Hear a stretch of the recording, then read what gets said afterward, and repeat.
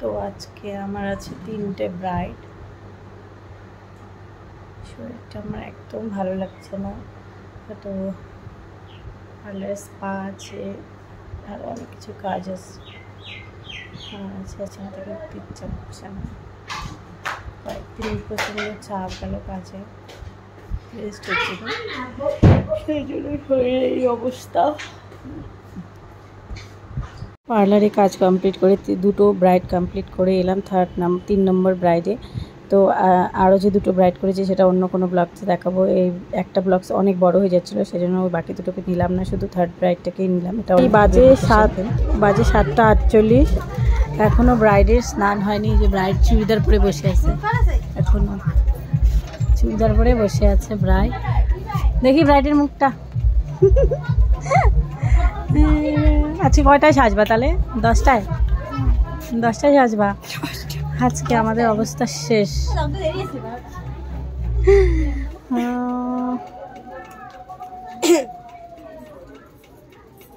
আজকে third bride দেখবো আমরা ফাইনালি। তুমি তো একদম সিম্পল যাচ্ছ না, একদম লাইট মেকআপ। সো আজকের ব্রাইডের লোকেশন ছিল সেই জলপেশ মন্দিরের ওদিকটায়, আমাদের এখান থেকে অনেক অনেক দূর। কিন্তু আমরা দুটো মেয়ে এসেছিলাম, কিন্তু আমাদের বাড়িও যেতে হবে, কিন্তু ও সাজতে চাইছে। ওদের বাড়ির লোক কিছু কিছু জন বলছে যে রাত্রি স্নান টান করানোর পর রাত্রি প্রায় শুরু করতে করতে 9টা 9:30 বেজে যাবে স্টার্ট করতে করতে। কিন্তু ওর বাড়ির কিছু কিছু জন ভীষণ সাপোর্টিভ ছিল, ওরা বলছিল না না আগে সাজানো স্টার্ট করে দাও, তারপরে বাকি রিচুয়ালসগুলো দেখা যাবে। তো আমি যখন স্টার্ট করেছিলাম তখন ওদের রিচুয়ালস কিচ্ছু হয়নি। তারপর জল ভরে আনলো, আনার পরে তো রিচুয়ালসগুলো করছিল, তখন বোধহয় বাজে 9:30। রিচুয়ালস কমপ্লিট করার পর আমি বাকি যে সাজটা সাজিয়েছিলাম, এটা দেখো অর্ধেক সাজ হলো। তারপরে ওকে রিচুয়ালসের জন্য নিয়ে গেছে, তোমরা দেখতেই পাচ্ছ।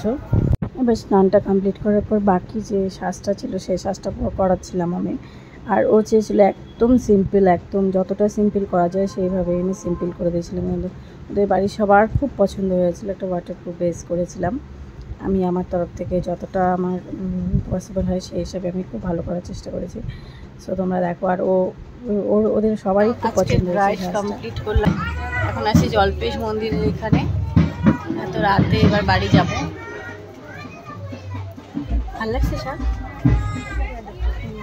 কালকে আবার রিসেপশনে দেখা হচ্ছে। আমি সচরাচর বিয়ে বাড়িতে খাই না, কিন্তু এই বিয়ে বাড়িতে খাচ্ছি কারণ 11টা বেজে গেছে। এখন আমরা আছি জলপেশ ময়নাগুড়ির এখানটায়।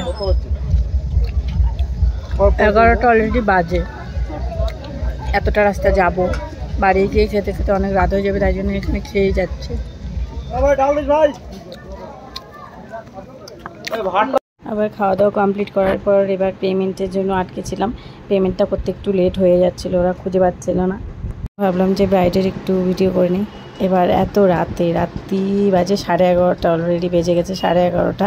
আমরা দুটো মেয়ে, আমি আর ঈশিতা ছিলাম দুজন। আমরা এত দূরের আমরা দুটো মেয়ে আসছিলাম। সো দেখো রাস্তা একদম শুনশান, এত ভয়ও লাগছিল ভীষণ, কিন্তু সাহস দেখেছো, আমাদের সবারই মনের মধ্যে সাহস রেখে চলতে হয়। তো আমরা মনে অনেক সাহস নিয়ে আসছিলাম।